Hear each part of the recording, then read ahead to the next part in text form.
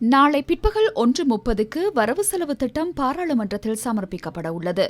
2026ஆம் ஆண்டுக்கான வரவு செலவு திட்டத்துக்கான முதலாம் வாசிப்பு எனப்படும் ஒதுக்கீட்டு சட்டம் மூலம் பாராளுமன்றத்தில் கடந்த செப்டம்பர் 26ஆம் தேதி சமர்ப்பிக்கப்பட்டது. வரவு செலவு திட்ட உரை எனும் இரண்டாம் வாசிப்பு நாளை இடம்பெற உள்ளது.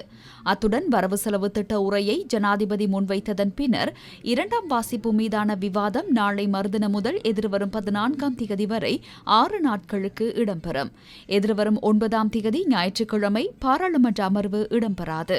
வரவு செலவு திட்டத்தின் இரண்டாம் வாசிப்பு மீதான வாக்கெடுப்பு நவம்பர் 14ஆம் தேதி மாலை 6 மணிக்கு இடம்பெறும். மூன்றாம் வாசிப்பு எனும் செயற்குழு விவாதம் நவம்பர் 15 முதல் டிசம்பர் 5ஆம் தேதி வரை 17 நாட்களுக்கு இடம்பெற்று மூன்றாம் வாசிப்பு மீதான விவாதம் டிசம்பர் 5ஆம் தேதி மாலை 6 மணிக்கு இடம்பெறும்.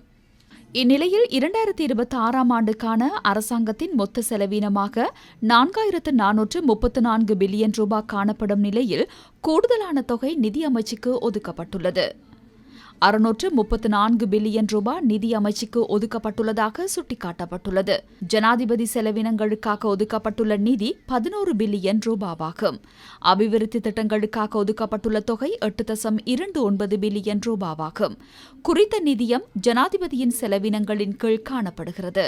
அத்துடன் பொது நிர்வாக அமைச்சுக்காக 596 பில்லியன் ரூபாவும், சுகாதார அமைச்சுக்காக 554 பில்லியன் ரூபாவும், பாதுகாப்பு அமைச்சுக்காக 455 பில்லியன் ரூபாவும், கல்வி அமைச்சுக்காக 301 பில்லியன் ரூபாவும் இம்முறை வரவு செலவு திட்டத்தில் ஒதுக்கப்பட்டுள்ளது.